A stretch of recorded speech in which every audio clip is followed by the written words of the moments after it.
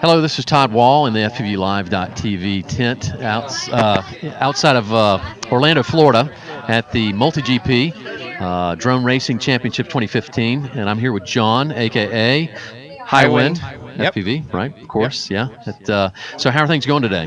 Things are going well. Other than the rain, it's been a little rough, but things are going well other than that. Good. So you got some good practice in and all. Did you come in yesterday? Yeah, I was here yesterday and got real good practice in yesterday, and we got some in this morning. And on the UTT course, I only practiced this championship course once. Oh, really? Okay. But it's not that much different, and it's really, really fun. So that was the qualifiers, right? But have you flown competitively in the actual mains? Yes, I flew in the very first race. Oh, did you really? Okay, how'd you do in that? I actually wrecked. I was right behind Brain Drain, and we cut, and he was right in front of me, and I twisted, and I hit a flag. Yeah, it happens. Brain Drain always tries to knock people out. No, I'm just kidding. Yep. No, Brian's a good guy. But, so what are you flying today? Let's look at it. So I'm flying a Shrike 185. Okay, all right. Yeah.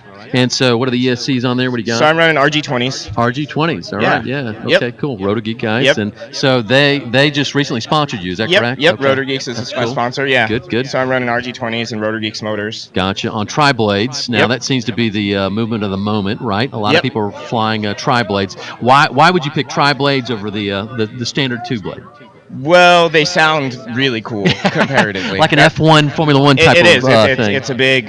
That sound is a big thing. Would you say they're a little peppier? They are a little peppier, especially on these motors. They have a little bit more high end than they would on like other 2204s or something. Right. Okay. Yeah. And do they put a little more draw on the as far as amps? Actually, they don't. Compared to like 5-inch bullnose, they're a little bit less amperage. I got you. So what size are these? These are 5x4. Okay, 5x4s. Okay. Yeah. Good. Yeah. Right, super. And so what flight controller are you flying to? What is that? So I'm running this one is a Dodo. A Dodo, okay. Yeah. Gotcha. I've heard a couple guys talk about the Dodo. I gotta show this. Let's see if we can't show this to the camera a little bit. But look at the angle of that guy's camera right there. I mean, that's pretty drastic.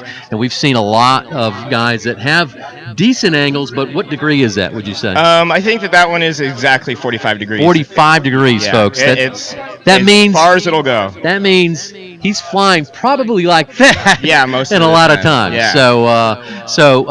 And the angle of the camera equals the speed. No, it really does. It forces you to fly faster. Absolutely, because you want to see the horizon. That's what the pilot wants to do. Yeah. And the orientation of the ground. So in close proximity flying, especially in a course like this course is meant for speed. It's got a lot of straightaways. Yeah.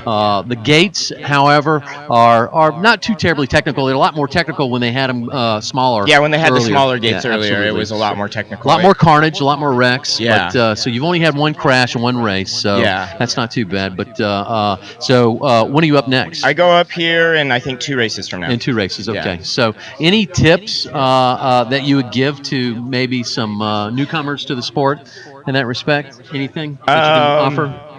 Take your time and really read and learn your stuff, and take your time to get your proximity stuff down. Okay. And then you can start to push faster and faster, and it really, really helps.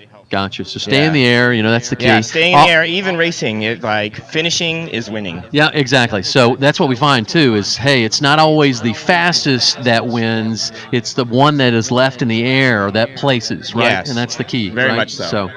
So be a little conservative. A lot of times the adrenaline takes over and you tend to push yourself way past the max. Yeah. And create that carnage out of it. And I understand that. But so one thing I asked at F3X for a lot of pilots, and I can't remember if I asked you, but how many batteries do you go through when you practice? Oh, I probably 10 or 15 a day recently, like on a good day. Yeah. And so collectively through the week, would you fly 5 days out of the week or 6 days? Yeah, I try and fly as much as possible. Stick time's the key, right? No, stick time is the key, definitely. So, so currently, as far as sponsorships go, you've got Rotor Geeks and who else? Rotor Geeks, Rebel Batteries. Rebel Batteries, okay. Yeah, HQ Prop. HQ Props, good.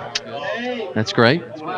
and now I'm hard to driving remember a them all, plane. huh? It is. Air views. Air views, okay, great. Yeah, Oh, yeah. super, yeah. Yeah. Air views, they've been good to a lot of guys lately, Yep. that's for sure. And Shrike, the X Labs, has been hooking me up with frames. Yeah, gotcha. So this is an X frame here, Yes, right? it is. Do you ever run an H frame? I'm not sure I've seen you don't. run an H frame. Okay, don't. I gotcha. Okay. Even my GoPros now, I just strap to the top plate here. Wow. I mean, so where do you put your antenna then if you're going to put the GoPro So on I there? have a slightly different top plate that doesn't have the antenna mount on it. Gotcha. And I just run the antenna Out the back? Out the back. I was going to say, yeah. I mean, considering that you're flying like this. Yeah, it runs out the probably back not a like bad this. idea. Yeah, right? Yeah. Excellent. Excellent. So, all right, well, good. Then, Highwind, I appreciate you coming by the tent. Thank you. And talking to us. Yeah, thank you. And